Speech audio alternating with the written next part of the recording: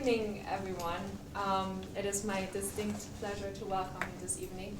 Eastern Armenian, Western Armenian, and dare I say, broken Armenian will be the topic of this evening's roundtable discussion, titled Pluricentric Armenian in a Diasporic Context, Reflections on Second Dialect Acquisition. So, if we could magically listen into a dinner table conversation of Armenian families in Detroit, Los Angeles, Berchamut, perhaps Paris, what language would we have to tune our ears to? Would it be a common diasporic Western Armenian, or would we have to adjust or fine-tune our ears to an Eastern Armenian dialect? Would we find either of them? Or might it be more common to hear the national language of the host country interspersed with Armenian words? Hajis, could you pass me the shakar? Or would you like some surch? A situation that my daughter surely can attest to as a rather bizarre mix of Western Armenian, Arabic, French, German, and English was what she grew up in our California home. Linguistic mixing aside, every Armenian diasporic setting has its own challenge, that is clear. And this evening, we will hear about the Armenian diaspora in Los Angeles in particular. While Western Armenian has been tagged as an endangered language generally, the Armenian community in Los Angeles faces a very particular challenge. Tonight's guest, Dr. Shushan Karapetian, has studied the challenge of what we might call an epicenter of the Armenian diaspora. A diaspora that is heterogeneous in all its ways, its origins, socioeconomic status, as well as time of migration, and as Dr. Karapetian shows, in linguistic standards and dialects.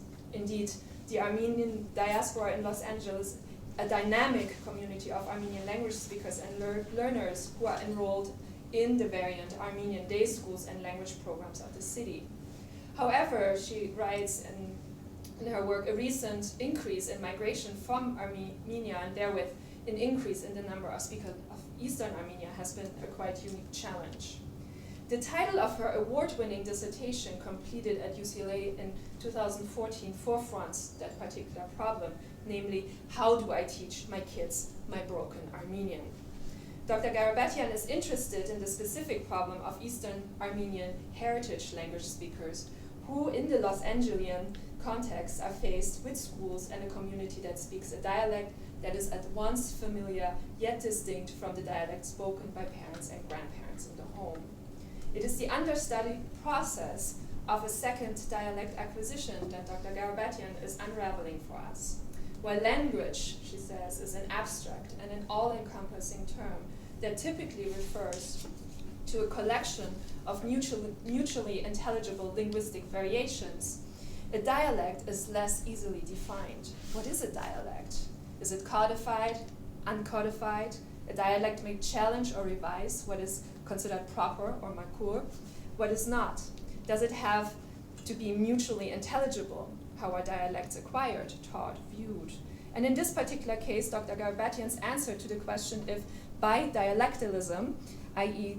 the ability to speak both Western and Eastern Armenian fluently is possible, is a clear yes. What is needed, she argues, is an increased socio-linguistic awareness, and she will, I'm sure, elaborate for us tonight how this awareness may be attained. So Dr. Karapetian comes to us from the University of Southern California, where she, in recognition of the importance of her work, has recently been appointed the Deputy Director of the Institute of Armenian Studies. In 2018, she was the recipient of the Russ Campbell Young Scholars Award at the 3rd International Conference on Heritage Community Language in recognition of her outstanding scholarship on heritage language research. She has taught courses on Armenian studies for the last 9 years at UCLA and lectured widely on the issue of second dialect acquisition, or SDA. Is that correct? And she will be joined today in this forum by Vahe Sahakyan and Tamar Boyadjian. Dr. Sahakyan earned his PhD from the University of Michigan in sociology and diaspora studies and is now working as a research scholar and senior information resource specialist at the University of Michigan at Dearborn. His most recent work tackles cultural symbols as meaning and space makers of the Armenian diaspora in the US, France, and Lebanon, as we've heard on Saturday, so brilliantly presented.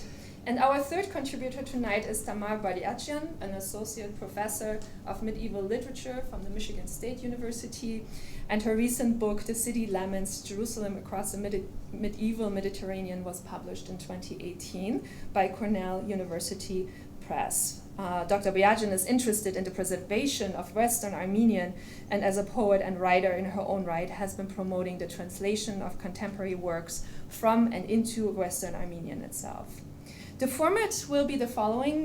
Dr. Karapetian will begin with a longer talk about her work that is part of the effort by the Society of Armenian Studies to open a discussion of Western Armenian, as highlighted by this publication that she, I'm sure, will talk about. And then we will have Dr. Sahakyan and Boyadjian provide commentary before we open it up for questions. So now please join me in welcoming Dr. Karapetian.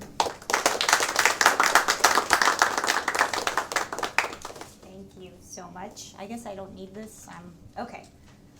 It's so nice to come so far away, but be surrounded by such familiar faces. So it's really good to see all of you.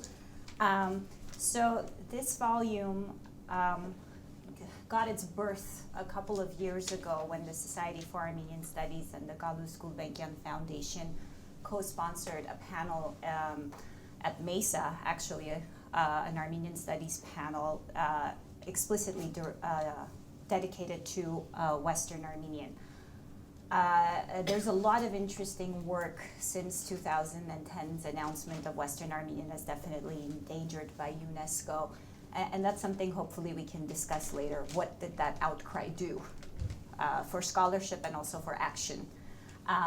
In any case, a couple of us participated in this conference, which then evolved into this publication, which has very, very interesting angles to approach this subject. So we have the contribution by me, which you will get to know very much in detail. We have Hrach Chivingidian's contribution, which talks about a very special meeting in Oxford in 2016 to talk about Western Armenian. It's a summary of the output of that meeting, both in English and in Western Armenian, I think, to make a particular point. Ani Garmirian has a contribution entitled It Takes a Village to Raise a Language, dedicated to a special immersion summer camp supported by the Galus Gulbenkian Foundation called Zarmanazan. Actually, my daughter attended the first year, so very, very interesting thing. So both professionally and personally, I'm connected to that. We have a chapter by Jesse Arlen called Uren Banalineret, Where Are Your Keys? It's a very unique method of teaching language. Sylvia Kasparian talks about a multilingual approach to teaching Western Armenian, which again I think is so important. She argues that up to now, most institutions and families as well use a unilingual approach to teaching Western Armenian, a monolingual approach, as if this is the one and only native language of a child, when in reality Western Armenian is a language and contact that always exists in a bi or multilingual environment. So she challenges that approach. We also have a contribution by Hagop Gulujan, who kind of asks some of the fundamental questions of why are we teaching language? What is the purpose of transmitting language? Is it just to preserve, or is it to cultivate and create? Which I hope by the end of this talk will all lean towards the create and cultivate. We have a very interesting paper by Elizabeth Mkhitarian, who was a student of mine, and Hagop Gulujan's, who did a case study on Jesse Arlen, who's the author of Where Are My Keys? So you see, we're all somehow interconnected, talking about the method of teaching language to create. Again, Jesse Arlen, who went from not knowing how to say Barev as a 20-year-old to actually writing and producing and creating in Armenian, right? So that creative identity that develops through a heritage language. And then we have a conclusion by Vartan Matiosyan. I don't think I missed anyone. But again, I think it's a very special volume and a very timely volume. Now, to my contribution to the volume. I remember in 2014-15, we were in France for a special workshop that the Boyadjian Foundation had funded to gather people together. We had had a conference the year before, Challenges of Western Armenian. Now we were at the solution stage. Fine, we outlined the challenges. Now what do we do? And I remember approaching Razmik Panosyan and saying, I have this question that's really been bugging me. Do you think this would be something interesting to pursue? And I said, there's a generation of Eastern Armenian speakers, particularly in the Los Angeles context, who have gone through an entire lifetime. We call them lifers. This is K through 12 in Armenian school, whose home language is Eastern Armenian and whose school and institutional language is Western Armenian. What has happened to those children? What does their mind look like? What does Armenian mean for them? And he said, absolutely, go for it. And that's where this project kind of got its birth. So here we go.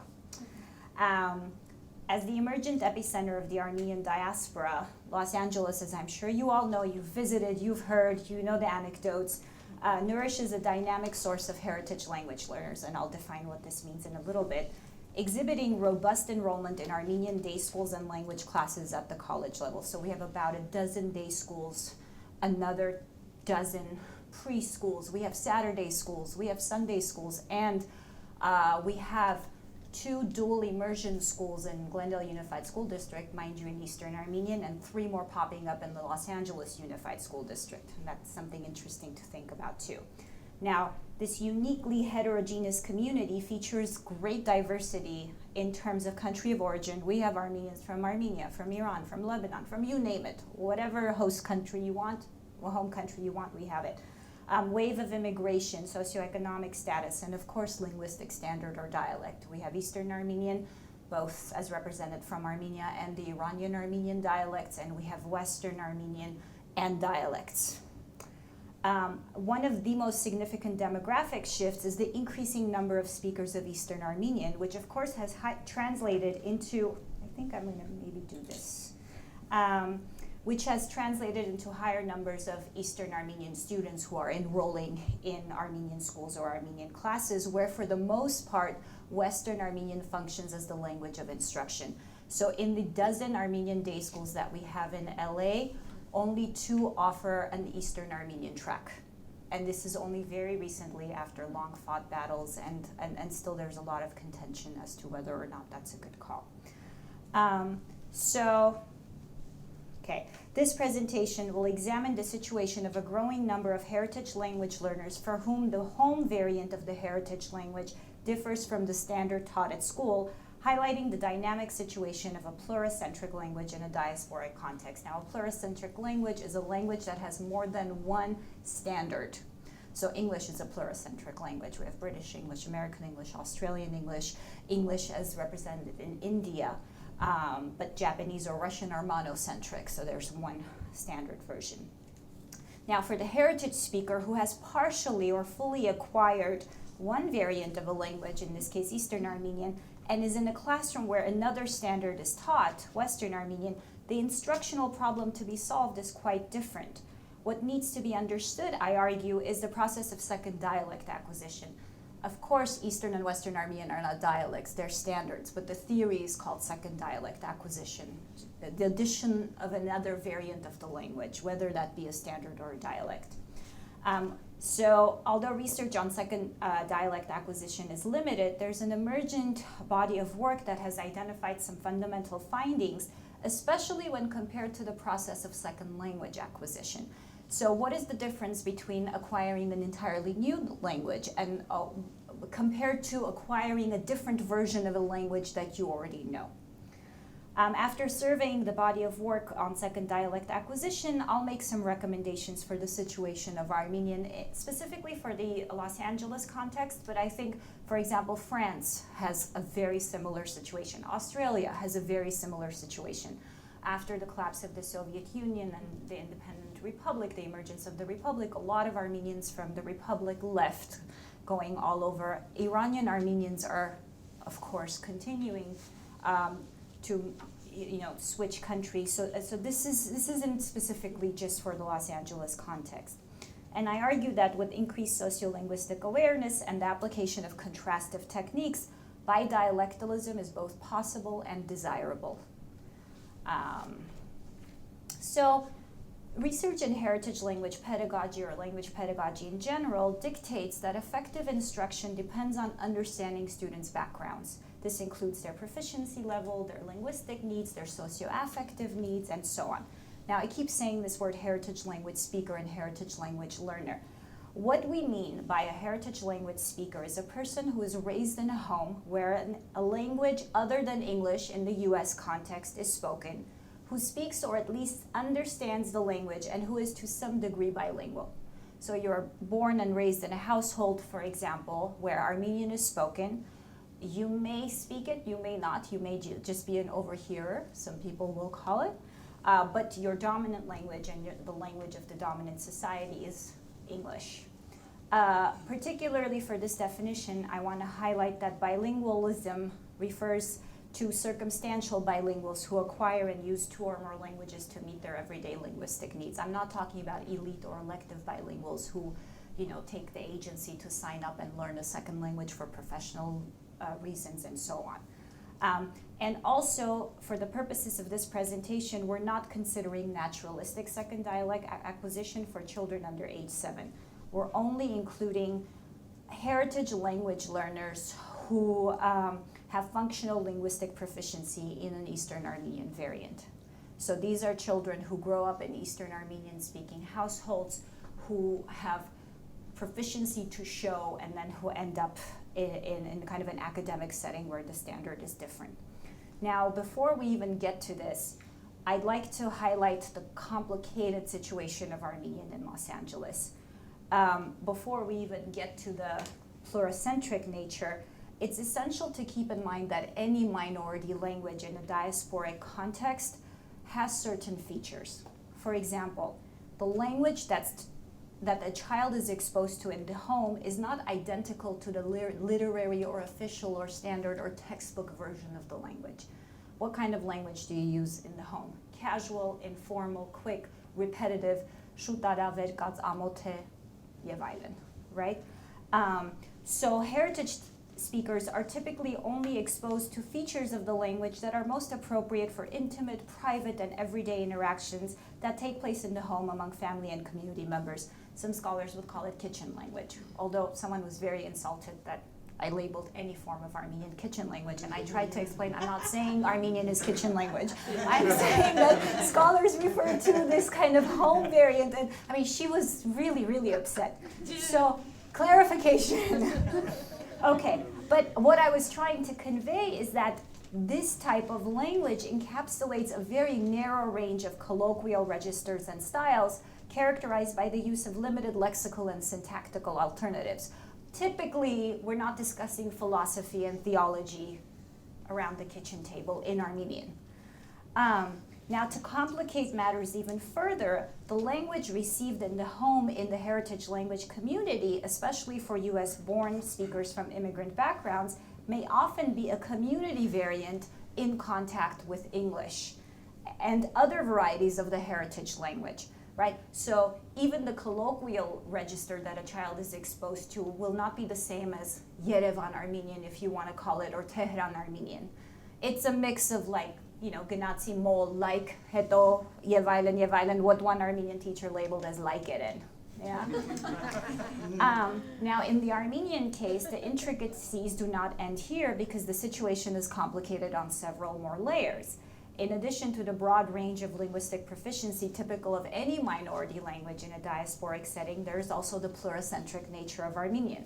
So Armenian has 2 modern standards, Eastern and Western Armenian, with their own dialects. And both standards and dialects of both standards are present in this one community. So speakers of Eastern Armenian are interacting with speakers of Western Armenian, and also all under the influence and pressure of English. An additional factor for Eastern Armenian is the occurrence of intralingual diglossia. Now, if any of you have studied Arabic, which I'm sure many have in this audience, diglossia was basically created to define the situation of Arabic, where you have modern standard Arabic as the official formal language, but no one actually speaks Modern Standard Arabic as their native first language. They speak some kind of a dialect, a vernacular that is in complementary distribution with the standard. So Ferguson would call the standard the H version, the high version, and the vernacular the L version. Right? So you acquire L as your natural first native language, and then you learn, I'm specifically using learn and acquire, the H version for formal situations, and these are in complementary distribution. You don't use them in the same context, in the same domains. Now, although some degree of register variation is present in most languages, right, we all know that you greet your friend differently than your professor and so on. Diglossia is a more extreme version in which many speakers use their local variety at home or among family and friends, but employ the standard version to communicate in public or formal occasions.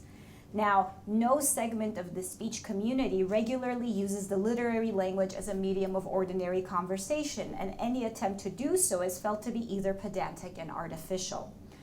More importantly, children acquire the colloquial variant as their native language at home and are later introduced to the formal through school.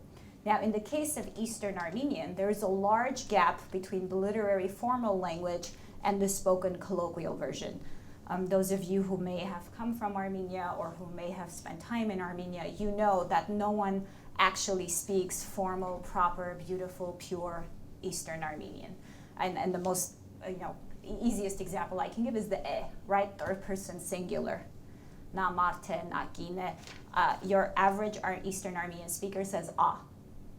Even the Armenian professor who walks out of the classroom goes home and says ah, right? So of course that's one tiny example, but there is indeed a large gap between the everyday language and the formal language.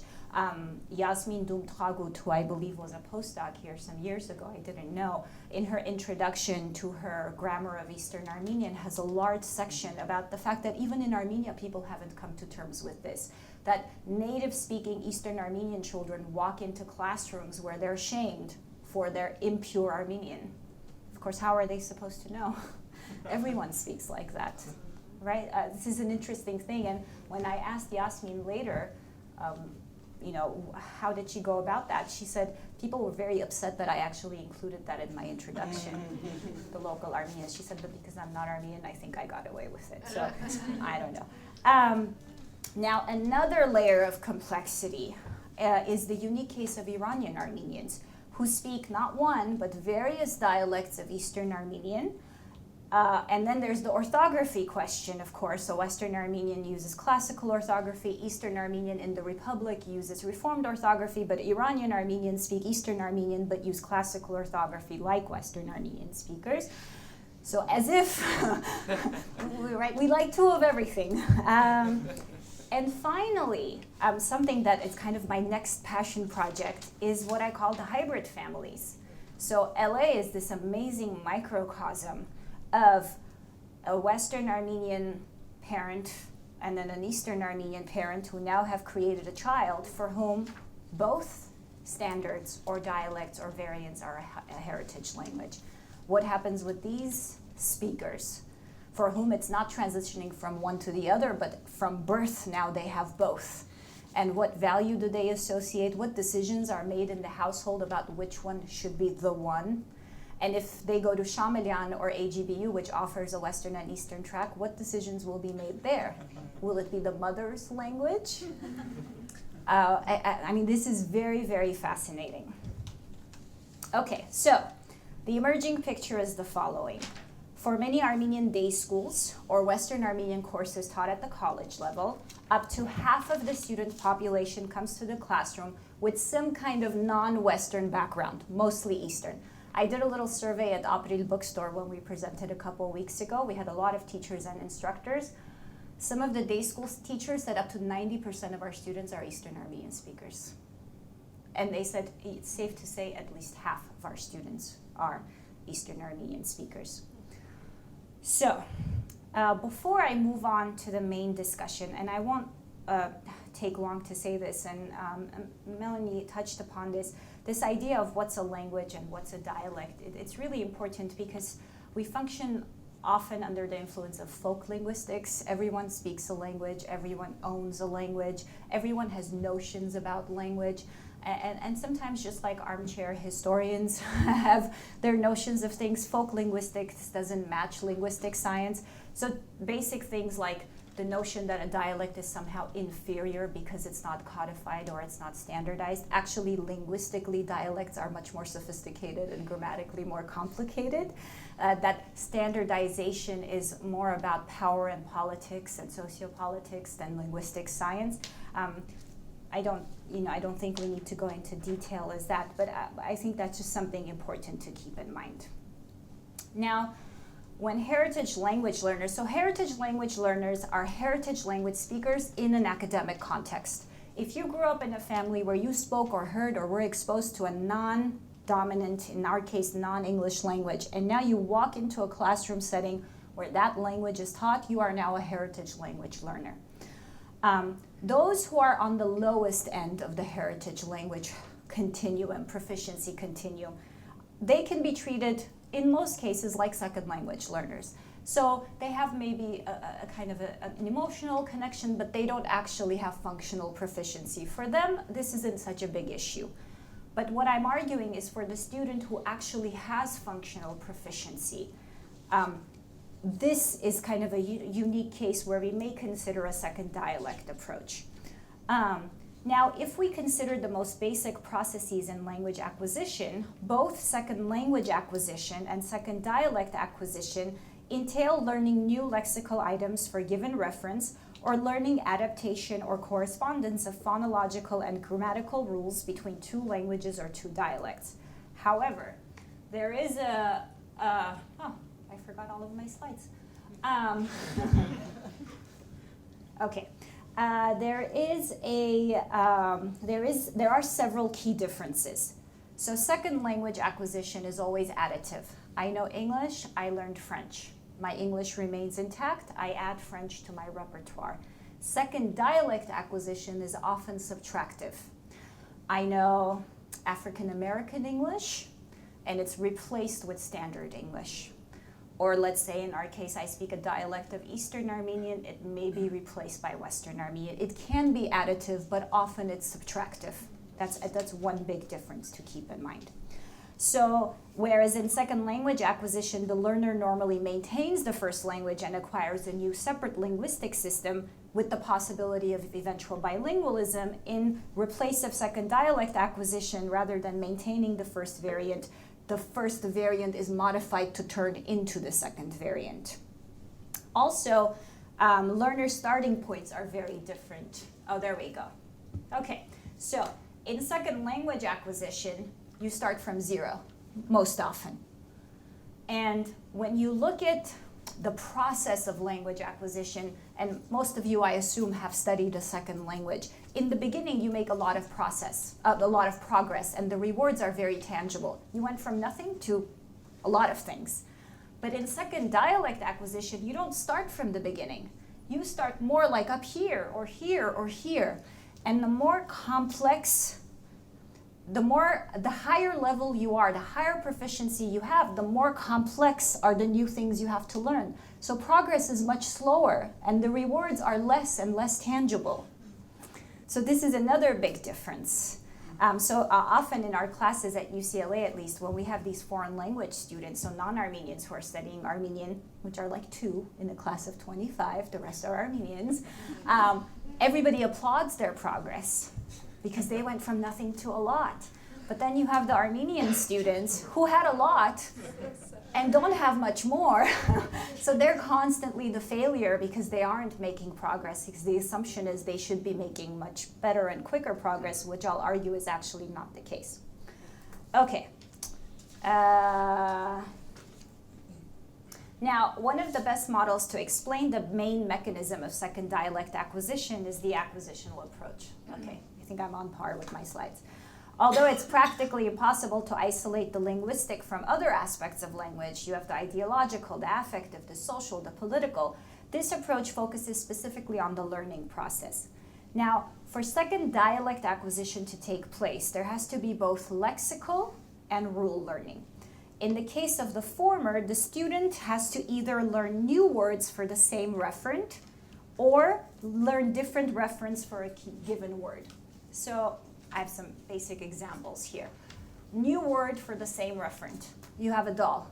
In Eastern Armenian, you say tiknik or most likely kukla, which is Russian. I've witnessed this in a class where the teacher held up a doll and said, this is a first grade class in an Armenian day school, and said, what is this? And then a child from a Hayastan family said kukla, and the teacher said, wrong.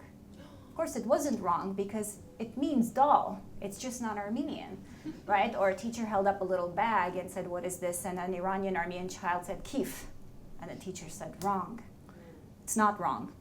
So in any case, let's say tiknik is the one you have. Well, you have to learn that in Western Armenian, you have to say pubrik, right? For doll.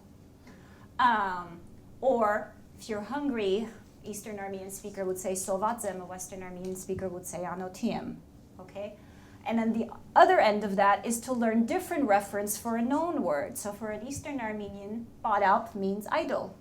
I don't have anything to do.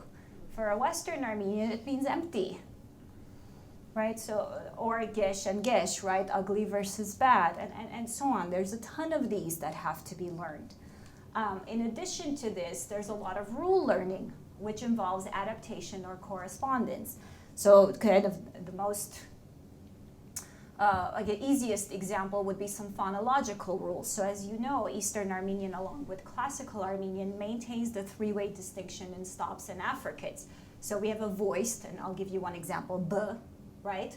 We have a voiceless b, and an aspirated p, so b, p. In Western Armenian, the voiced has become aspirated, so b, I pen, will be pronounced p. The voiceless has become voiced, so p would be pronounced as b, and the aspirated has remained. So the three-way distinction has been reduced to a two-way distinction in the pronunciation. So for an Eastern Armenian speaker, this adaptation has to be made, right? These correspondences have to be made. And you know, there's a ton of these. And then grammatically, right, in Eastern Armenian, the ablative case is eats, right? Yes, Yerevanitsem. In Western Armenian, you'd have to say Yerevanenem. So this recognition of eats goes to e. Or that the plural is, in Eastern Armenian, is e, whereas in Western Armenian, it's u. So all of these correspondences and adaptations have to be registered. Now, and I'm sure many of you can cite a ton of examples here. Now, although there are many aspects of ideological, affective, and social nature at play, a significant role in learning other language varieties, some of these features also play a role. So the linguistic level, right? Is it a lexical, phonological, or morphological feature? It seems that for older students, it's easier to acquire lexical and morphological forms rather than phonological. So the phonetics, after a certain age, some linguists will argue 6, 7, some will argue up to 12. That's tough to make the phonetic shift. But the morphological and lexical, that's fine. Salience, or the characteristic of being easily noticeable. So salient features seem to be more easily acquired because they're noticeable, right? So, and one argument I'll be making throughout is that you have to notice something to acquire it and change it. If you don't notice it and comprehension is not obstructed, there's no motivation to change it. And finally, comprehensibility. So D2 second dialect forms are sometimes used in situations where a first dialect form obstructs communication. And then also the type of word. Open class words like nouns, verbs, and adjectives that have a lot of heavy semantic content seem to be incorporated into the second dialect more often than closed class words like pronouns and prepositions that are dependent on grammar. Now, the acquisition process of these mechanisms can be very complex. And this is a quote from Siegel, who has a book titled Second Dialect Acquisition. Although second dialect acquirers may have learned second dialect lexical items and rules through explicit knowledge, automaticity or implicit linguistic competence is not achieved by the majority, especially with phonological and morphological features. Again, it's one thing to learn to understand, but it's another thing to automatically produce And most interaction is spontaneous, so to spontaneously be able to do that requires some work. Moreover, just like in second language acquisition, the degree of proficiency attained in additional language varieties may be affected by a number of social and individual features. Oh, not yet. These include age of acquisition, so those who begin before age 13 have a higher chance of native-like use, with the age of 7 as a cutoff for phonological competence. Identity and social networks are also very important, so identifying with the second dialect group and maintaining social interaction and networks is important. And I'm smiling because I remembered, so AGBU has a high school in Los Angeles where they recently started offering an Eastern Armenian track. And I spoke to the principal and I asked, well, how does the choice happen? Do you assign which student will go to Eastern or Western based on your interaction with the parents, or do the parents choose? For example, at Sahakyan, the other school who has this option, it's the choice of the parents. And she said, at first we started with choice, but now I assign. And I said, why? She said, because the Iranian Armenians want to go with the Western Armenians. Because socio-politically, socio-economically, identity-wise, they identify as traditional diaspora, older diaspora. They don't want to be grouped with the new Armenia. It's interesting, this choice, right? That they'd rather, yeah. And also for decades, they have been in this exact situation. They've spoken Eastern Armenian at home, but have positioned Western Armenian as the official language. So there is a very kind of highlighted diglossia for them. Western Armenian is the H version, even though Eastern Armenian linguistically is the H version of their spoken version. So these are interesting features to consider. Now, since it is generally the case that dialects are more similar to each other than first and second languages, although not always, popular consensus has held that second dialect acquisition should be easier and faster than second language acquisition, prompting teachers and community members to have higher expectation of heritage students acquiring an additional dialect. Despite this common belief, second dialect acquisition, in fact, appears to be more difficult and to occur at a slower rate. In cases where the linguistic distance between two varieties is small, it can become very difficult to notice pertinent differences and hence to attain target forms, especially when these do not obstruct comprehension or communication. Now, when two systems are highly similar with minor differences, it's sometimes difficult to keep the systems apart. In some ways, it may be easier to work with language systems that are drastically different, since the temptation to merge the overlapping structures and ignore relative minor differences is not as great. Basically, the research shows that let's say you have a language folder in your mind, and that folder has files for each language that you learn. When you learn a new language, it opens a new file. When you learn an additional variety of an existing language, it opens that language's file. It doesn't start a new file. And every time you're exposed to input in the additional variety, your existing variety wakes up. And so you have to shut it off and then wake new second dialect features. So actually the kind of cognitive mechanism to speak a second variety of a language that you already know requires more cognitive work on behalf of the mind, because it has kind of habits and tendencies that it has to kind of push down, resist. So that process is very interesting. Now, the key behind this difficulty is the following linguistic hypothesis by Richard Schmidt. Input does not become intake for language learning unless it is noticed and consciously registered. In bilingualism, the first language and the second language are considered to be subsystems of a larger language system, but in bidialectalism, there's a lack of such distinction, which may lead to enhanced difficulties. Now, Schmidt's noticing or awareness hypothesis dictates that a feature from the target language will not be acquired unless it is noticed by the learner. Because of the similarities and overlap between the two varieties, dialect acquirers often do not notice the small differences that exist and therefore do not acquire them. Now, if the differences between the two varieties are not noticed, the learner will continue to use their first dialect features when speaking the second dialect due to superficial similarity in sounds, morphology, syntax, and lexicon, and produce non-target forms or errors. So there are several serious obstacles faced by second dialect learners in the classroom context, since they're not given the same tolerance or patience as second language learners. I think I fell behind again. Okay.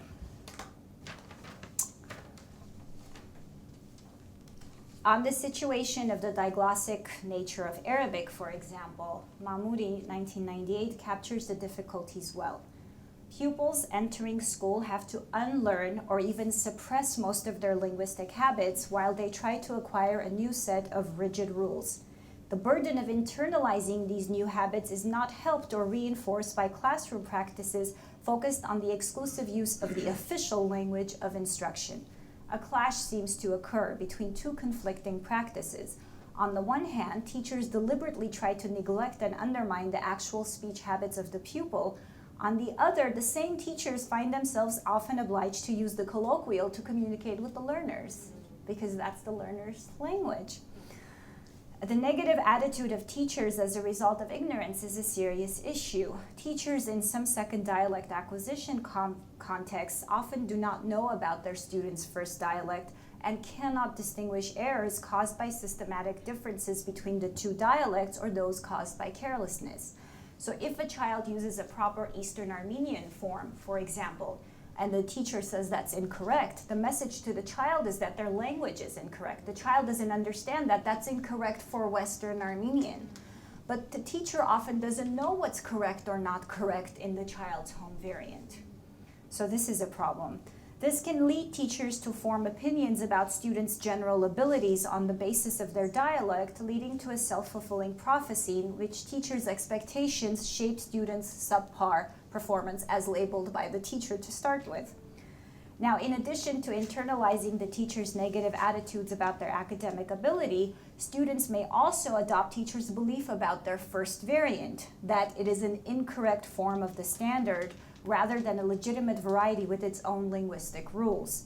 Constant correction of the first variant makes some students retreat into silence, and denigration has the same effect. All of this leads to the development of a negative self-image because of the rejection of their language and by association their culture, while others may reject the formal education system itself. Now, when I interviewed Eastern Armenian speakers who had gone through education in Western Armenian, a lot of these negative attitudes and feelings were relevant. Students reported being ostracized, stigmatized, and even shunned, leading to feelings of frustration, rejection, and eventually resignation and indifference. After detecting his non-standard proficiency, one student reported that his teachers just ignored him pretty much and kind of pushed him to the side of the classroom. This was the case for his entire experience in Armenian school for 14 years. This particular participant had an older student who, in general, had better proficiency than he did. We know in heritage language research, firstborn children have stronger proficiency in the heritage language than second or thirdborn.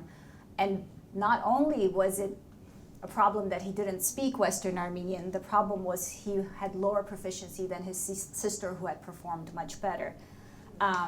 Another Iranian Armenian speaker reported that when she tried to speak Western Armenian with her teacher, the instructor kept highlighting and correcting her non-target forms, eventually asking her to stop attempting her substandard Western Armenian.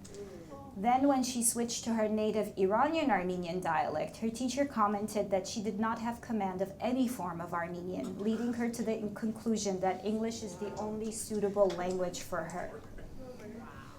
Now, even if, the other thing to keep in mind is that there's a generation of students, okay, I guess I'll just read the example because it speaks better than I can do it. Even if teachers recognize that their students come to school speaking another dialect, a lack of awareness of the legitimacy of this form of speech can result in teachers denigrating and rejecting it, and rejecting the student's home language is tantamount to rejecting the student themselves. The most severe outcome of such unjust treatment is the eventual experience of double foreignness, in which speakers do not feel at home in either variant. I had several students who reported the following situation. In class, they were ostracized for the Eastern elements in their speech, and at home, they were stigmatized and sometimes punished for the Western Armenian schools. Eastern Armenian parents send their children to Armenian school to learn Armenian and then punish their children for displaying features of Western Armenian. I mean, talk about therapy needs here.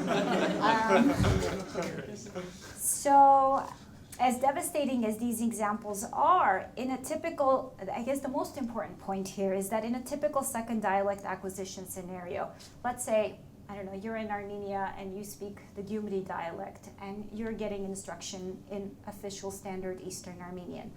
Whether that fails or succeeds, one form of Armenian will be maintained. But in a diasporic context, when there's the constant push of the dominant language, the danger is much more severe because it's already hard enough to maintain any heritage language with the pressure of language shift.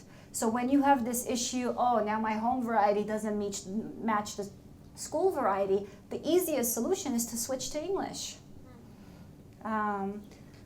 Now, as iterated before, second dialect acquisition involves learning the features of the second dialect that differ from those of the first dialect. And second dialect learners in a classroom are normally expected to learn those features without any special instruction. So you know Armenian. Magically, just make it happen. Students often do not recognize the differences. I can't tell you how many students we've had come to UCLA who are lifers, K through 12 in Armenian school, who still don't know that there's Eastern and Western Armenian. They just know I'm bad at Armenian. And then you know what they'll ask me? Do I speak the Hayastansi or the Beirutsi version? They don't know which version they speak, but they think there are only two categories, Hayastansi and Beirutsi. And these kids went to Armenian school. So, yeah. So not only do they not recognize these differences, they may not even recognize that there's a different variety of the language that they're supposed to learn. Instead, they internalize their particular variant as not adequate and acceptable, and that they're incapable of reaching standard target-like proficiency. Now, research suggests that an awareness approach where students' first dialect is seen as a resource instead of an impediment can be effectively used to help them learn the second dialect. Now, the first component of this approach is raising sociolinguistic awareness by introducing students to basic sociolinguistic concepts and how they apply to everyday situations. So now at UCLA, whether you take a beginning Eastern Armenian class or a Western Armenian class, you're going to have a few weeks of sociolinguistics where you learn that we have two modern standards. One is not better or worse. One is not first and last. One is not a subpar version of the other. It's not Hayastansi and Beirutsi. Right? These basic concepts that empower students and give them a perspective to understand that no variety is inferior to another of our variety, that just because a language is standardized doesn't mean that it has inherent value that your home variant doesn't have. Students learn and accept, I don't know where I am with this, yeah, okay. Students learn and accept linguistic variation as a natural reality and view different language varieties from socio-political, ideological, and historical perspectives. In this process, they also discovered the socio-historical processes that led to the acceptance of a particular variety as a standard, in our case, the two modern standards. This knowledge allows them to better understand and deconstruct certain beliefs and practices that most people take for granted. Most importantly, students are made aware of the legitimacy and complex rule-governed nature of their first dialect. Although we can't deny that the target of most heritage classes in educational contexts is the instruction of the standard, the first goal as heritage language teachers has to be to legitimize and valorize students' home varieties in order not to damage their self-esteem and aid in their heritage language maintenance. Instead of an eradicationist approach, which seeks to replace students' non-standard variety with the idealized standard, the goal is to help students understand language variety and then supplement their existing knowledge by expanding their linguistic repertoire and providing them with the flexibility of choice. I always tell my students, and I always tell heritage language teachers, you as the instructor are not there to replace or touch anything. You are there to add to their existing repertoire. Instruction should gradually move from awareness of linguistic variation to productive use of alternatives, varieties, registers, and styles. Teachers can implement contrastive techniques in their teaching through which students learn about the rule-governed nature and linguistic characteristic of their own varieties and see how they differ from those of the varieties of other students from the standard. Now, whether we're in an Eastern Armenian class or a Western Armenian class, and mind you, although this is titled Eastern Armenian speakers as potential Western Armenian learners, we have the exact opposite happening as well. We have a number of Western Armenian home speakers who are studying Eastern Armenian for many reasons. Their friends are Eastern Armenian speakers, they want to go to Armenia to study, they want to go to Armenia for work-related purposes. The exact same process applies. At UCLA, for the last 5 years, both classes have had almost a half-to-half ratio. Half of the students do not speak the standard that's being taught. So what we will do, the faculty members, is any new feature that we teach, the first question asked is, how do you say it? And how do you say it? And how do you say it? All variants are put on the board, visible. When we're teaching a phonetic skill, how do you say it? How do you say it? And Dr. Kulujan and I have noticed that Iranian Armenians have a particular issue with dialect shame, that there's this constant fear of inferiority. So what we'll do is we'll vote on what sounds prettiest. Right? Gnazi? Yeah. Of course, right? Totally. No. And there's no predetermined thing in this, but you'll see how many times the vote is the Iranian because it's so melodic. But imagine, I remember the first ever class, Armenian class I taught at Crescenta Valley High School.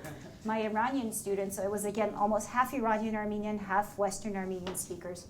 And we would do grammar and everything, and the Western Armenian speakers kind of had a better sense because of Armenian school. Finally, I did a phonetics lesson, and I would do b, b, p, d, d, t, g, g, k, and the Western Armenians couldn't pronounce the distinction because they only have two.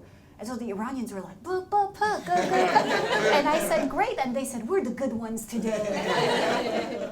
Right? The complexes that have been there. Anyway, okay. There's one slide I want to show that I think I skipped over. Just give me a sec. Okay.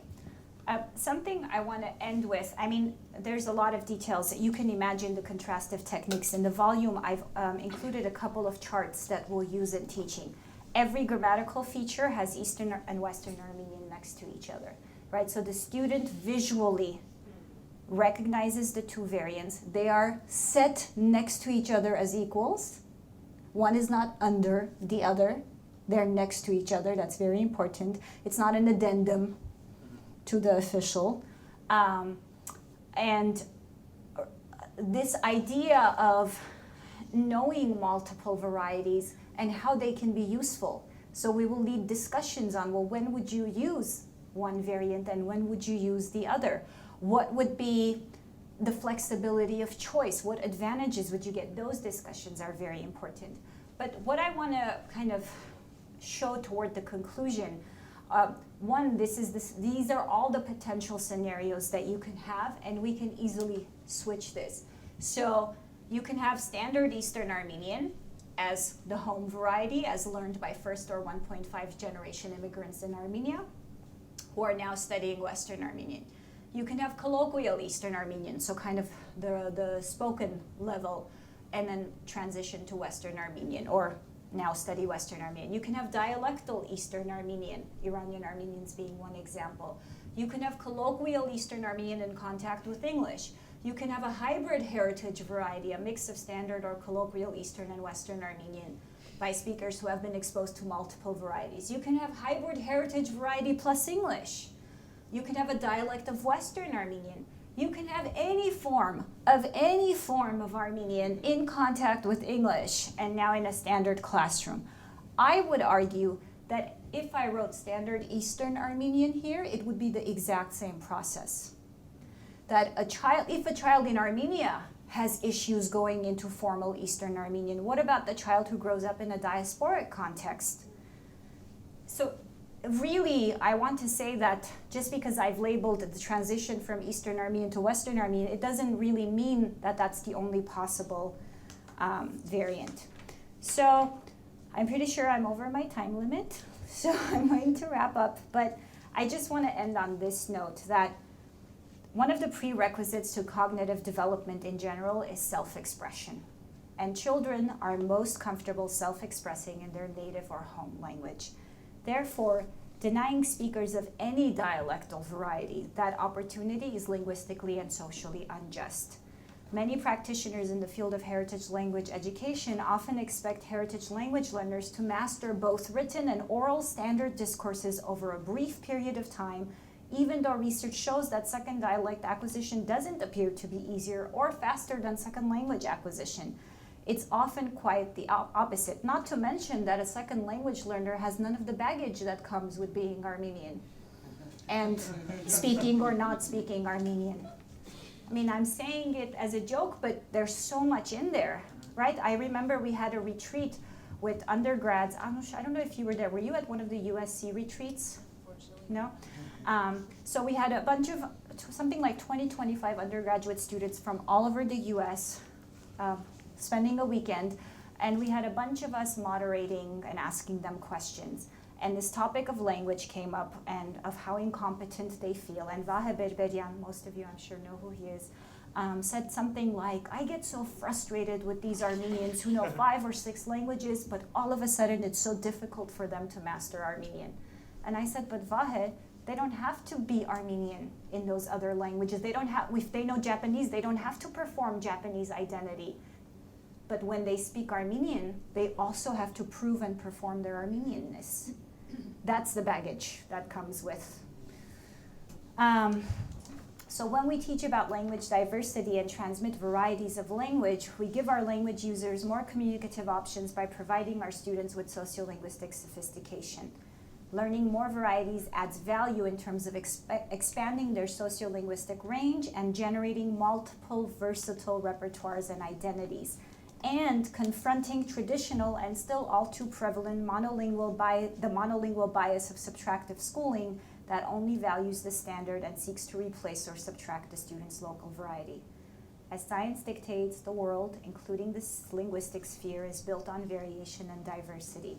Therefore, sociolinguistic variation should not be seen as a problem, but rather as a natural resource.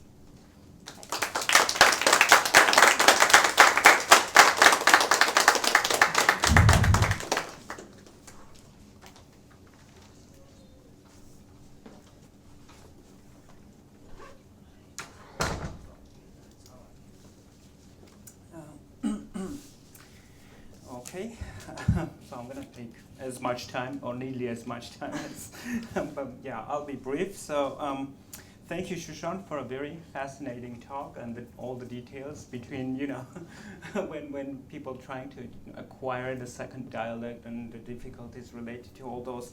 My task, I saw that would be contextualizing or providing some context on why Western Armenian, first of all, is endangered, and how it arrived in that situation, and also in terms of providing some context for our discussion. So I like to make basically three points. First, I should mention that I'm not a specialist of language instruction. I never taught any languages. But however, as part of my research, I've given much thought to problems of education, teaching heritage languages, diaspora schools in diasporic conditions. So my 3 points are about diasporas and languages in general, schools instruction in the Armenian case in the Armenian diaspora, and the challenge of teaching heritage languages and Western Armenian in particular. The first point I want to make is the general knowledge, basically, that diasporas are heterogeneous. Diasporas do not speak one language, they speak many different languages. Diasporas are transcultural phenomena. And the process of diasporization entails cross-cultural interactions between diasporic and local cultures, which result in the emergence of mixed, creolized, and hybrid cultural forms and identities. So none of the global diasporas, of course, neither Jewish, African, Chinese, Italian, or Indian, speak any one language. They speak many different languages, and sometimes mixed languages, not just pure Italian or pure English. That's kind of a creolized mix something. So is the Armenian diaspora. Language proficiency does not define one's commitment to Armenian life and affairs in the diaspora, and the commitment to Armenian life and affairs cannot be reduced simply to the ability to speak Armenian. And not all Armenian speakers who live outside Armenia are part of the Armenian diaspora, and also not all who are involved in the Armenian institutional spaces or cultural production in the diaspora speak Armenian. So this is my first point. The second point is about Western Armenian, which many would argue has been the language of the Armenian diaspora. So this argument rests on the fact that Western Armenian is currently used by large numbers of Armenians in the Middle East, in many countries of the Middle East, and also is still one of the languages of the Armenians in Western countries, particularly the immigrants and their descendants originating from the Middle Eastern Armenian communities. Western Armenian standardized as a literary language throughout the 19th century, as many of us know here, having its root in the dialect spoken by Armenians in Constantinople. So it has a diasporic origin in that sense. Most of us in this room know that the Armenian Genocide has cast a long shadow on the ways in which the Armenians began evaluating the Ottoman past teleologically as an era of ongoing persecutions culminating in the genocide. Yet, the Ottoman millet system had some lasting positive effects on the Armenians as well. So it was conducive for the emergence and thriving of an Armenian public space, a vibrant Armenian community, schools, literary circles that made Constantinople one of the most important centers of Armenian cultural production in the modern period. Many post-Ottoman states, such as Lebanon, Syria, Egypt, continued the legacy of the millet system one way or another. In Lebanon, for example, the Armenian Apostolic and Armenian Catholic communities were included among the state-recognized confessional communities, forming the base of the country's consociational structure. Armenians thereby were entitled to build churches, establish schools, organizations, and teaching curricula according to their own standards. Under these favorable conditions, Armenian elites created extensive networks of Armenian schools, community organizations, and they were able to organize the entire school curriculum around the Armenian language, history, and culture. The Lebanese context allowed the Armenian elites and institutions to create generations of Western Armenian speakers from among the descendants of predominantly Turkish-speaking genocide survivors.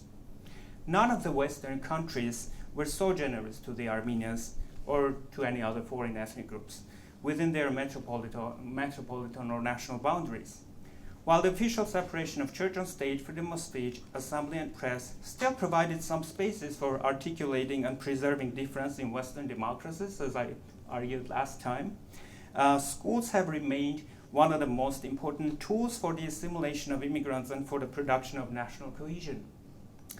For more than a century, therefore, diaspora-born intellectuals educated in the Armenian ethnic enclaves in Lebanon and elsewhere in the Middle East claimed leadership positions in the West, benefiting from the extensive transnational networks of Armenian diasporic institutions such as the Armenian Church, the AGBO, or the political parties. The Armenian community in Lebanon was unique in that sense. Yet the Armenian experience in Lebanon constitutes an exception rather than the norm in how diasporas develop in theory and practice. If diasporas grow more heterogeneous and diverse over time, the Lebanese Armenian community had grown more homogeneous and distinct by the 70s, at least linguistically. Lebanon had arguably become the most important center of Western Armenian linguistic, literary, and cultural production in the 20th century. Western Armenian was used in the Armenian schools not as a heritage language, but mostly as the primary language of instruction. And this is important. In many Armenian schools, students learned science, math, geography in Western Armenian. Alongside Armenian language and history classes, many Armenian schools also taught classical Armenian, history of Armenian publications, Matenagitutsun, Armenian literature, and various other Armenian subjects. Lebanon, however, has changed, and so did the Armenian community.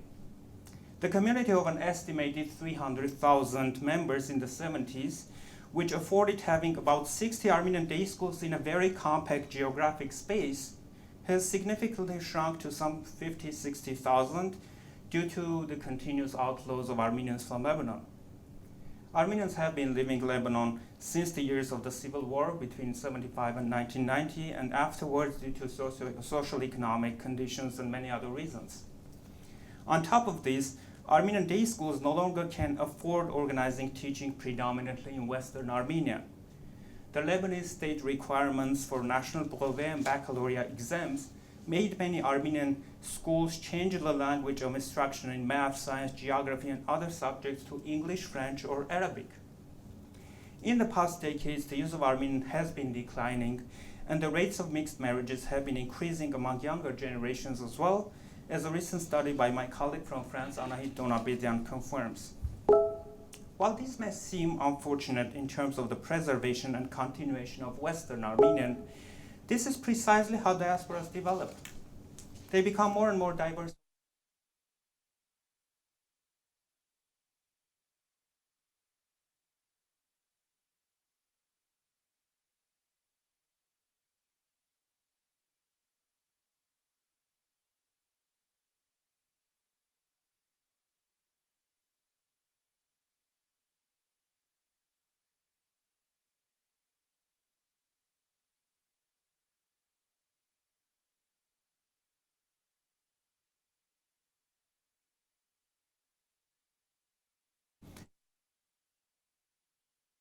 And history being only part of it.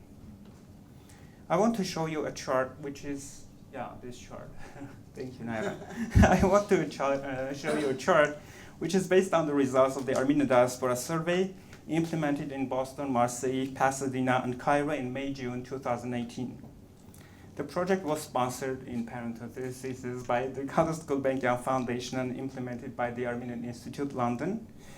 So this chart shows that among other expectations, the second tallest column there, high quality of general education is the most expected outcome from the Armenian schools. The quality of general education is measured by exams or tests such as the SAT in the United States or baccalaureate exams in France or Lebanon, all of which are in languages other than Armenian. In fact, I was happy to learn that there is a program in California, a dual immersion program in California that just started several years ago. It's a recent thing which actually teaches the same curriculum in two languages, in Armenian and in English. But my question was whether the graduates of this program score similarly, or if that affects their scores on SAT or other national exams. I mean, that's an interesting question that I would like to learn more about. So Armenian schools in these countries, therefore, are also competing with non-Armenian schools for the quality of general education and are challenged to meet these expectations of Armenian parents as well. Even Armenian schools in Los Angeles that have large numbers of Armenian enrollment face this challenge, as the administration cannot simply make Western Armenian the language of instruction of all of the subjects in the school. Often overlooked, another challenge that the Armenian schools face in these countries is that in most cases they have tuition fees. And they also compete with the local public schools, which are free of charge. This brings me to my last point, which is about the challenge of preserving Western Armenian in the diaspora. As Shushan and her colleagues note in this volume, which is a very good volume, predominant majority of heritage language speakers in the diaspora, including Western Armenian, are bilingual or multilingual. They don't just speak one language, they speak multiple languages, two at least. Heritage language is only one of the languages used by diaspora populations in their everyday life. Diasporas speak multiple languages, as I argued in my first point, and no matter what portion of diaspora speaks the language, the heritage languages can only be one of the many languages of the diaspora. Things become more complex when the diaspora becomes the only place where a heritage language can survive and thrive. And things are complex, therefore, for the efforts to preserve Western Armenian. That is one of the two major variants of contemporary Armenian, of course. The Republic of Armenia that adopted Armenian as the state language, in fact, uses Eastern Armenian as the official language of the country. The irreconcilable orthographic, structural, and pronunciational differences that Shushan has shown some examples of between Eastern and Western Armenians make the instruction of Western Armenian in Armenia's schools impractical, although theoretically possible. So how to continue cultural production in the language of a diaspora in Western Armenian then? How to make Western Armenian more attractive, interesting, engaging, and practical for generations born and raised in diasporas? These have been some of the questions that scholars in this volume actually have addressed successfully, and I find many of the articles very, very important, not only for the Armenian context, but also some of these recommendations, practical, could be used for some other contexts. Actually, as we were walking here, Shushan told that she's teaching an online course where she's teaching how to teach Hindi. Hindi, Urdu. Hindi or, yeah, Urdu. Yes, to heritage speakers, which means that whatever finding we have from the Armenian case could be really applicable for some other similar cases. So that's where I also find the value of this volume very much, because not only Shushan's article, but there are also many other important articles. And one of them, I think it's Golugyan's article, which argues that the language can become, Western Armenian can become a medium of self-expression and self-realization, which is very important. I mean, things that you cannot express in English or in some other languages, you can do it in Armenian, because that's a territory where you can feel much, freer, much, I don't know. Well, I think Hako puts it much better than I would do, so I suggest reading his article. Right. So I'd like to end by also bringing into this table the problems of language dynamics and change that Shushan also actually mentioned in her talk. Languages are not static phenomena, and they're changing over time. The mixing and creolization of languages are diasporic phenomena. So how can Western Armenian change and evolve, and how much it can change and mix in the diaspora so that it still continues without dissolving? That's a question. I don't know. It's probably a rhetorical question. And the second question I'd like to ask Shushan, maybe to think about it. We talk about the hybridity, and Shushan brought this very much. So is there a new Armenian emerging out of the mix between Eastern, Western, probably, and also English? And have you been able to observe any expressions of this language, not only colloquially, which happens, but also in the literary spaces, such as in newspapers or novels, or I don't know, in the publications in California? Okay, thank you.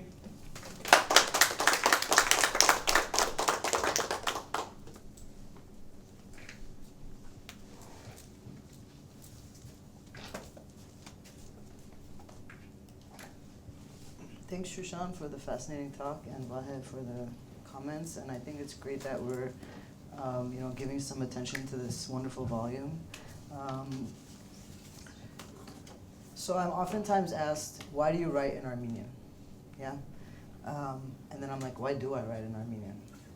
Right? Because who's gonna read it?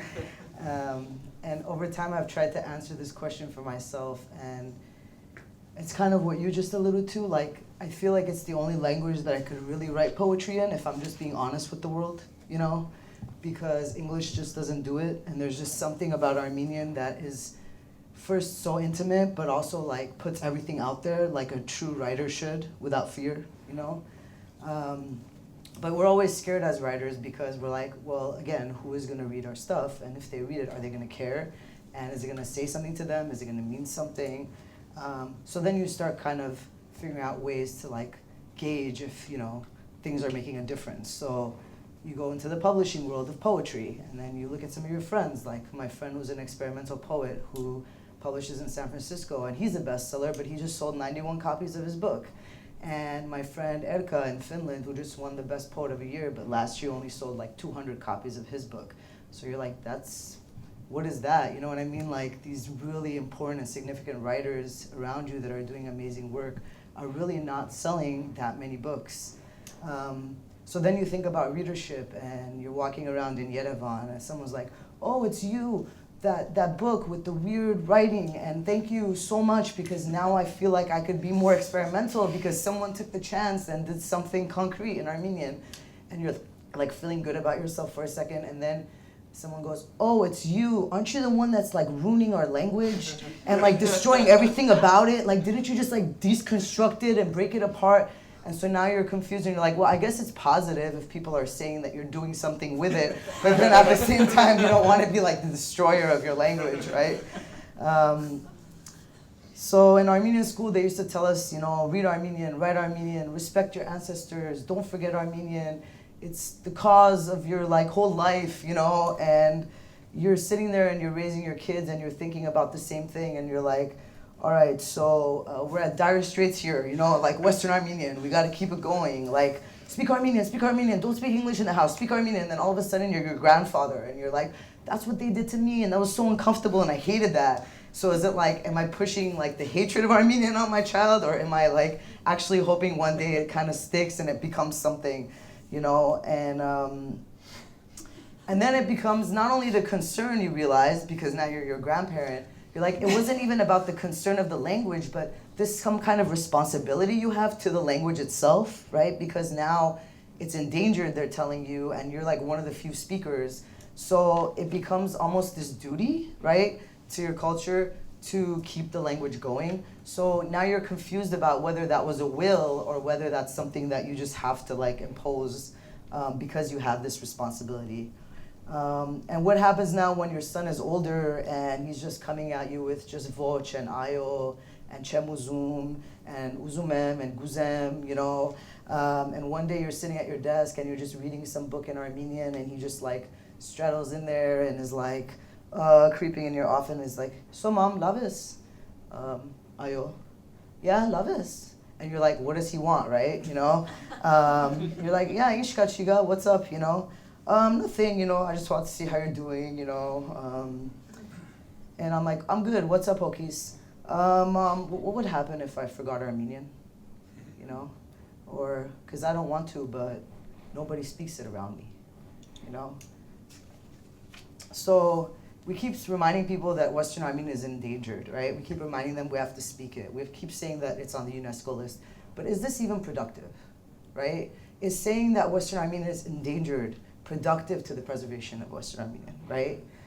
Because is it not just us Armenians and Western Armenian speakers maybe not facing a lot of fears we have about the language, right? And just kind of falling into this category of saying, well, it's endangered, but then what, right? And is it that we're, because of this fear, like the teachers, that's wrong, that's the pure language, right? Is it that we're not giving room for the simultaneous growth of Eastern and Western Armenian together in schools, in communities, right? Where English being inserted is okay, French, Arabic, whatever, Persian, right? And so is this also a shift toward an obsession of Western Armenian as endangered, taking away from attention to Eastern Armenian, right? And the importance of how we should still be maintaining Eastern Armenian. Because even in the Republic, right, even we're talking about, Shushan, you're talking about like dialects and stuff. These are important things to preserve as well, right? So is there a resistance to learn or add dialects because they could be subtractive, right? So those are kind of the questions that I've been thinking about. And one other thing that's interesting is we think about Eastern Armenian as this language of the Republic and Western Armenian like kind of not, right, being diasporic. But your case about LA is really interesting because it almost seems like Western Armenian is the state language, right, in these schools in LA, and then Eastern Armenian is facing a similar kind of phenomenon, right, within this institutional language. So why is it that we can't kind of take both of these cases together and think about how it can help both languages grow, right? So thank you. Yeah.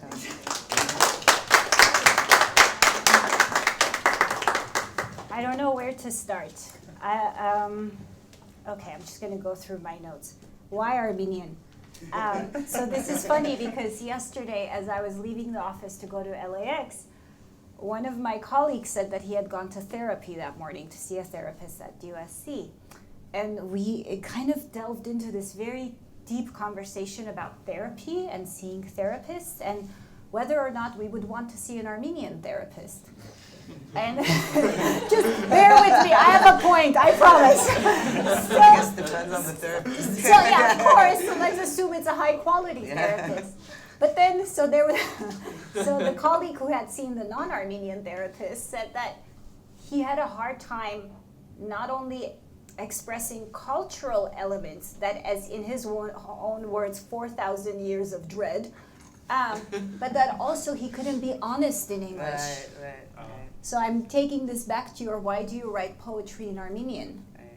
Because you can't be honest, maybe, in English or in another language. So that kind of indescribable interwovenness of language and emotion, of language and expression, that's just one thing I thought was interesting. Yeah. That I mean, I think it's interesting Vahe made that comment because I don't think Vahe could perform of in anything course, he but couldn't. Armenian. You know what I mean? He So- actually, then we ended up having an amazing conversation Right. about this. But Vahe grew up where? In Lebanon. That's not me, that's why. No, yeah. Not to be- Yeah. So now to Vahe. Vahe Sahakyan's question about, do I see a new Armenian emerging? Some people will say, is there a Los Angeles Armenian, right? A Los Angeles Armenian. And Vahe Berberian, not Vahe Sahakyan, has called this Arev Yelav Matav Hayren, right? Arev Yelav Hayren. So, no, absolutely. I don't think, as of now, there is a literary Los Angeles Armenian. One that, for example, I would notice in a newspaper where people write in this combination. But spoken language, I think we may be observing elements. So there are a lot of youth now who, one, don't have the baggage of I'm an Eastern speaker, I'm a Western speaker. I think there's a common denominator of Amerikahai, American Armenian, who don't really recognize the differences of this is Eastern, this is Western, and who just communicate with whatever resources they have. So an Eastern Armenian may say kezi, nzi, which are non-standard in Eastern Armenian, and a Western Armenian will say uzumem, gnumem, chosumem, without recognizing that they're actually having an intra and interdialectal conversation. And so my hope and my goal is this. Whatever evolves, whether it's Arev Yelav Matav Hayren or it's Armglish, which is Armenian mixed with English, which we have Spanglish, we have Hindglish, and I mean, the case of Hindi, if we are worried that we have an issue, just step into my Hindi class for one day and learn about the thousands, if not more, languages and the hundreds of official languages, and the fact that Hindglish is the norm in India. The norm in India is Hindi or Urdu mixed with English, that a native speaker in India would not test at an advanced level on the ACTFL proficiency scale because their higher education, their formal domains are entirely in English. How do you maintain a heritage language in the US where the dominant language is English, right? Where you have cognate languages like Gujarati and Bengali, but you also may speak a language that's not even linguistically, genetically connected to Hindi or Urdu. So at kind of the most neutral, you speak English, your native local language, and Hindi or Urdu. And if we think Eastern Western, Hindi, Urdu are written in two different scripts. We have the same script, guys. We think spelling is a challenge, right? So honestly, teaching that class gives me such good perspective.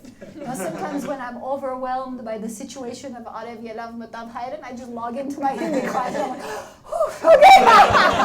Right? So this idea, so I don't think there's a literary language as of yet, but I think there's a spoken ease. And the point I was trying to make is this, that I think it would be amazing if we could normalize this. For example, Jacob Kulujan, many of you know, is the Western Armenian instructor at UCLA. I've known him since 2004 when I started graduate school. That's 15 years. For 15 years, we have interacted with each other in Armenian. He has spoken Western Armenian, I have spoken Eastern Armenian. Neither one of us has ever imposed a shift. That, whether that's a face-to-face interaction, text, email, phone call, always in Armenian, always maintaining our two standards. One, the normalization of that this fear of, what if you don't understand my variety? So what if you don't understand? Ask, right? The other thing is the associations built. I remember some years ago we were at a conference together, and the co-chair of my dissertation, Olga Kagan, stepped in, and she doesn't speak Armenian. So now the three of us have to switch to another common language, which of course is English. But I've never spoken to Hakop in English. So I stayed silent. Hakop and Olga spoke English to each other, and then Hakop turned to me and asked me a question in English, and I couldn't respond. I thought, you can't do that. you can't speak to me in English. It doesn't feel right. So that's interesting too, that relationships are built through a certain linguistic lens. And when you try to break those associations, I almost felt like things were crawling on my skin, right? But this other thing, Vahe, Sahakyan, you brought up such a good point about the differences in the Western context, so the epicenter of the diaspora going from the Middle East to the West, especially for Western Armenian. And one of the major issues in kind of the institutional element is content instruction. In the traditional Middle Eastern diasporas, you are quite right, Western Armenian didn't just function as a second diasporic language, it functioned as a primary dominant language because students were given content instruction in Western Armenian. They solved math problems in Western Armenian. They saw politics and sciences through Western Armenian. The Armenian institutions in the West don't follow this model of content instruction. And the only reason dual immersion languages, not only in Armenian, in all languages are so successful is because they provide content instruction in the target language. And in reference to your question about scores, and to the concerns, and I'll wrap up with this because I notice our time is up. So I think Chinese and Spanish have the most longevity and continuity in terms of dual immersion programs. Dual immersion means at least 50% of the instruction of the standard curriculum is in the target language. So it's not all day everything is in English and then you have an Armenian language class or an Armenian history class. Your science is in Armenian, your math, your all your subjects. In order for dual immersion to be successful, the children have to get at least up to 5th or 6th grade. So this is almost a 6-year investment. When you test these kids every year on their English, by the time they get to the 5th grade, and this has been shown for Chinese, Spanish, French, Armenian, Korean, Japanese, Glendale Unified School District has 7 languages.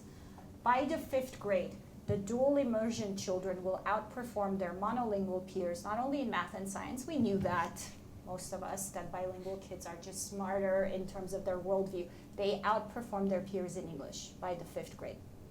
So although they've gone to 5-6 years of schooling where half of their instruction is not in English, they outperform their monolingual English-speaking peers. And the idea is because they have metalinguistic awareness. Because they're learning everything in 2 languages, the grammar questions are easy for them. They understand grammar because they have to understand grammar to function in 2 languages. That problem solving is easier for them. So this fear, and I guess I'll end on this note, was it a good thing for the UNESCO classification? I don't know. We sensationalized Western Armenian.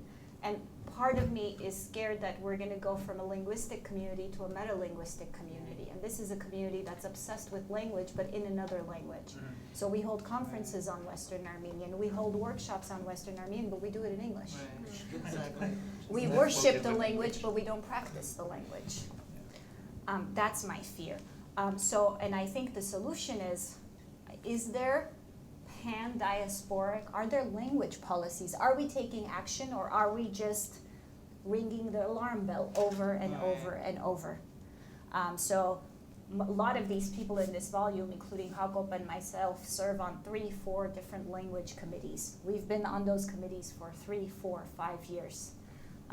We're still waiting because we've offered the solutions. But for example, one Armenian school in Los Angeles, I offered the principal to start immersion in preschool. Well, guess what? Her parents didn't want it. Why? Because they're scared. Because what if their English suffers, their children's English suffers? So, yeah. I would like to actually open for, Sure. give the opportunity for a few questions from the audience, if there are questions. Well, I just want to say thank you to all 3 of you for a really wonderful and cool series of reflections and presentations on Armenians. I was just curious, for Shushan especially, I learned so much listening to you, and I was wondering, when you're sort of making these best practices recommendations in your research and in your public talks, and when you work with teachers and principals individually, how are they received on the other end? Kind of what would you like to see? I know it's like such a long process, and like you said, you know, so many of you serve on like multiple language committees, and what would need to happen to sort of open up the way that people feel about non-standardized Armenian as a viable way of communicating? Initially, there's always a stage of resistance, but I think, you know, I had a friend who got a PhD in what's called organizational psychology, and I didn't learn what that meant until you enter an institution and you try to propose change, and you realize just how hard inducing change is, that there's always resistance to change. The good news is that now, more so, it's administrators approaching us for help, so that there is this recognition that the system we have is not working. The challenge is that, you know, for example, Gulbenkian and UCLA, we hosted a big workshop for Armenian school principals, thinking that change has to start from the top, right? So hard. Even if the top agrees, change has to start at every level, that there has to be a grassroots element as well. So that if the principal wants to bring about change, but there's resistance from the teachers or there's resistance from the parents, what do you do then? And the biggest gap is this vision. Do you as an institution have a vision for the role of Armenian? Because it looks like institutionally, in most cases, there is no vision, there's just a mission. So the vision is, where are you going, and the mission is how you're going to get there. That they talk a lot about how to get somewhere, but they don't know where they're getting. So the question is, as an institution, what do you see as the role for Armenian? It's not going to be the dominant language, let's accept that. But if it's going to be one of the languages of a particular diasporan's repertoire, what function will it have? Will it remain as a kitchen language, or do we want something more? And for that something more, what steps do you need to take? So that's what I mean by language policy. Do we as diasporan communities, and each community may need to establish its own, have visions for what we see as the role of Armenian? And if we have those visions, do we then enact policies, or do we constantly put band-aids on issues and then move on and sensationalize more the fact that, you know, Western Armenian is endangered? So these are the issues we face a lot. With teachers, there's a, you know, if I tell teachers error correction doesn't work, I'm not their favorite person, let's say that. But I think with time and with modeling good examples, like the Gukla or the Kif example I gave you, right? I walked out of that class and I approached the teacher and I said, you know, all you could have done is written Gukla and Kif on the board and said, guys, not only do we speak English and Armenian, we have Russian speakers, we have Iranian, Persian speakers. You could have taken that one tiny example and flipped it into such a positive experience for the child, who would have left empowered and gone home and had a discussion with mom. Mom, did you know? Right. There are some teachers who are very open, and it has nothing to do with age or generation. And there are some teachers who are resistant to change. And I guess the worst part is there are some teachers who lack vision and hope, that they've kind of already given up the fight. But that's not the case. If you read Vatan Matiosyan's conclusion in this volume, the defeatist attitude serves no one. That actually there are Western Armenian speakers. You go to a Native American heritage language conference and they're recording the last living speaker of a particular language. That's severe, right? In reality, we have speakers, we have people producing, we have producers and consumers. And for most of any language's history, what's needed to sustain the language is a critical mass. So in the 19th century, there were about 4,000 to 5,000 Armenians who were producing and consuming in Western Armenian. That's it. So are we going to invest in that critical mass or not? I think that's the question.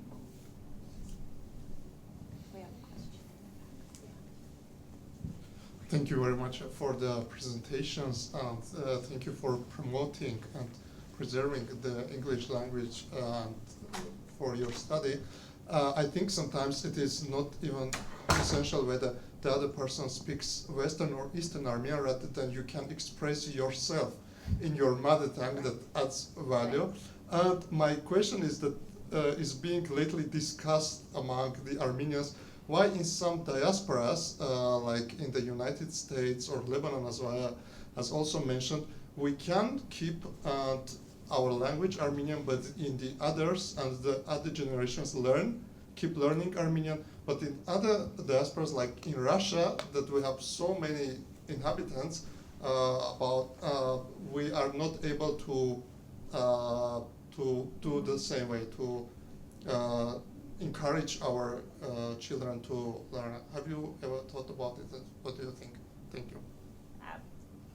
Shall I start? And then you guys can add on. I think it's important to keep in mind the sociolinguistic dynamics in the host society, and also the language ideologies of the Armenian diasporic community. So for example, if we take Lebanon or Iran is an exceptional case, right? Hundreds of years of maintenance. But think about the differences between Armenians in Iran and Armenians in the US or in Western Europe, for example, that there are boundaries imposed on both sides, that they are a linguistic, cultural, religious, ethnic minority. And as my Iranian Armenian daughter's pediatrician said, we never wanted to be Iranians. We thought we were higher, we were better. We looked down on the Persian language. Same thing with Lebanese Armenians, not now, but 50 years back, 60 years back, that since Lebanon had been a French mandate, if they had a choice to learn a language other than Armenian, the choice was French, not Arabic. That's different now, and I'm so happy Vahe outlined those differences. So Are Dialects Acquired, if you're interested, has a couple of very good articles on the situation of Western Armenian in Lebanon and the differences between these generations. So again, quoting my Iranian Armenian, the pediatrician, she said, now in the US, my kids want to be American, whereas in the Middle East, we didn't want to be. So that there's this issue not only of language prestige, but of kind of cultural prestige, cultural dynamics, and not only are we living in the US, whose culture is kind of promoted all over the world, but English now has taken on the role of as a language of tech, as the language of the internet, as the language of global socioeconomic ladder climbing, and those dynamics are different. That's why it was so much easier to maintain Armenian in the Middle East, and the situation is so much tougher. And somewhere, I don't know if this got asked, but the situation, Tamar, you kind of touched on this. I don't like it sometimes when I see our Eastern and Western Armenian pitted against each other, as if they're competing for the same resources, as if Eastern Armenian is oppressing Western Armenian, or vice versa. I think Eastern Armenian faces the same challenges in a diasporic context, if not more severe challenges, because if you think about it, the cohort coming from the Republic of Armenia is the only cohort going from majority status to minority status. The Lebanese Armenian, the Iranian Armenian, the Syrian Armenian, the Iraqi Armenian, they have a toolkit for surviving as a minority group. This is their second or third diaspora experience. The Armenian coming from the Republic of Armenia doesn't know what assimilation is, doesn't know what language shift is. They lived in a world where everyone was Armenian. Armenian has never been endangered, and they come to the US or to France or to whichever country you want with a very typical immigrant experience. They want to climb the socioeconomic ladder and they want to succeed. And then 18 years later, their child shows up in our class saying, who am I? Am I Armenian enough because I can't speak Armenian, and I'm embarrassed to speak Armenian with my parents? And then that same first generation immigrant can't communicate with their grandchild because their grandchild no longer speaks Armenian, and they all of a sudden wonder what happened. So whereas the traditional diasporas come equipped with the toolkit for survival, mind you, still facing very severe situations in a Western context that they weren't prepared for coming from the Middle East, at least there are institutions. All Armenian schools in LA are established by traditional diasporans. And there are no schools established by Armenians from the Republic of Armenia. yet. The immersion program is Eastern Armenian. So, which is yes. interesting. But that's not because the Eastern Armenians did it. That's because the Glendale Unified School District got a grant from the state, because Armenian is so highly represented, and because they need materials from a country, the choice was made. Again, very interesting. I was gonna say, I think it's interesting, like you're talking about Armenian, Eastern and Western being always pitted against each other, because some people argue that Western Armenian is its own language, right? Some people say, so why is it that we're treating, so for example, if we took Germanic languages, is there an expectation that if you speak Deutsch German that you should go to Switzerland and all of a sudden feel ashamed that you don't understand Swiss German, right? But there's this expectation or shame if I don't understand something in Western Armenian, or if I don't understand something in Eastern Armenian dialect, and this thing that I'm supposed to understand both languages, its grammar, its dialectical inflections, and so on. So like, what would happen if we actually treated them as two languages, or if we, gave attention to them as opposed to these expectations, like you're Armenian, you must know it all, you know? Right. Well, for example, a lot of linguists will say Eastern and Western Armenian are as similar or as different as Spanish and Portuguese. Right. So if you're a Spanish speaker, are you expected to understand everything in Portuguese? And then if you read a linguist comment on Spanish and Portuguese, they'll say with some exposure, it should be facilitated. Right.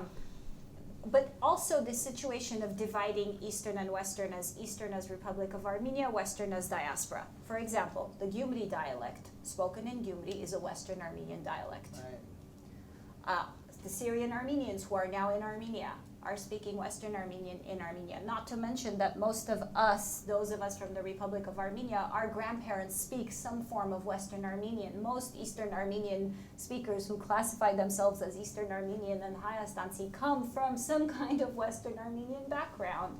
That most of us have a grandmother or an uncle or an aunt, an older relative who speaks Western Armenian. That my parents' generation grew up going to the theater, seeing Western Armenian productions. So even that distinction of Eastern Armenian as Republic and Western Armenian as Diaspora. What about the Armenians in India or the Armenians in Iran who for so long have been speakers of Eastern Armenian? I think that's problematic too.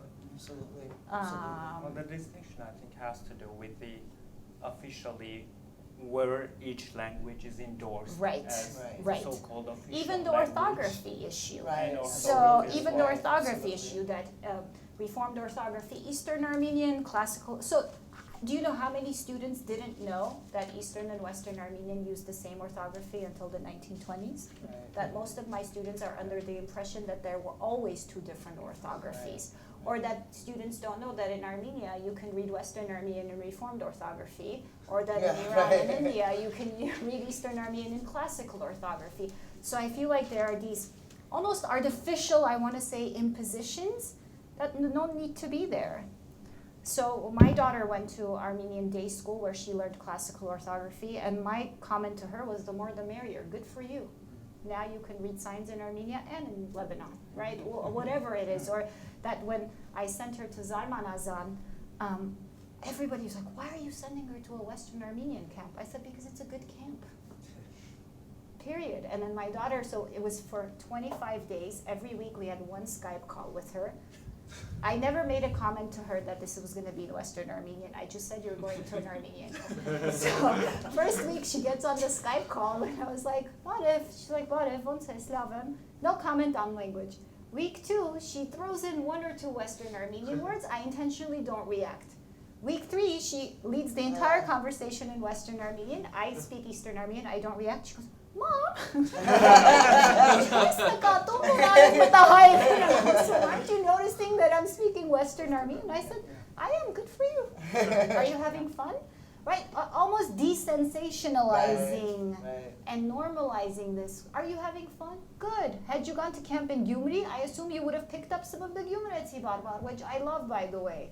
Right, so I'd like to briefly talk about the Russian and Armenian, because that was part of the question. There's an interesting phenomenon. When Armenians stop speaking Armenian and start speaking English or some other language, French, for example, this is considered assimilation.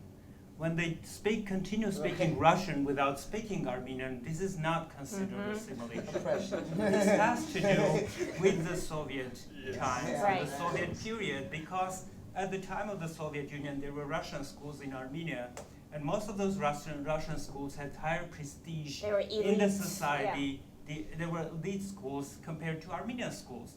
And most of the Armenian elites at the time spoke Russian and didn't speak Armenian. I think that has to do with that, ideology that continuing inertia, I would call, which is coming from the Soviet times. We still look at Russia. Most Armenians in Armenia understand Russian, well, more or less. And Russian is not seen as a language so foreign to Armenians because we all can speak and understand Russian. Whereas if it's a European language or something else that is commonly not understood in Armenia, that's considered assimilation. So that's why I think Russian Armenians do not need to have any Armenian language schools in Russia, because technically they're not assimilated. They call themselves Armenians. They have Armenian organizations. They come and go to Armenia. They visit quite often to Armenia. Nothing makes them different. I mean, so what? They don't speak Armenian. Doesn't make any difference. But I think that's precisely what makes the Russian diaspora, although would they identify as diaspora? That's a whole other question, because until a couple of decades ago, they were part of the same system. But they were called the internal diaspora. Right. But I'm saying it's interesting how quickly language assimilation has taken place, but that it's not viewed as assimilation. This is actually a very interesting phenomenon. This is a really fascinating conversation, and it looks like it could go on for a long time, but I think I have to stop you guys, and I'm sure you guys are going to stick around if there's other questions. And so thank you so very much for the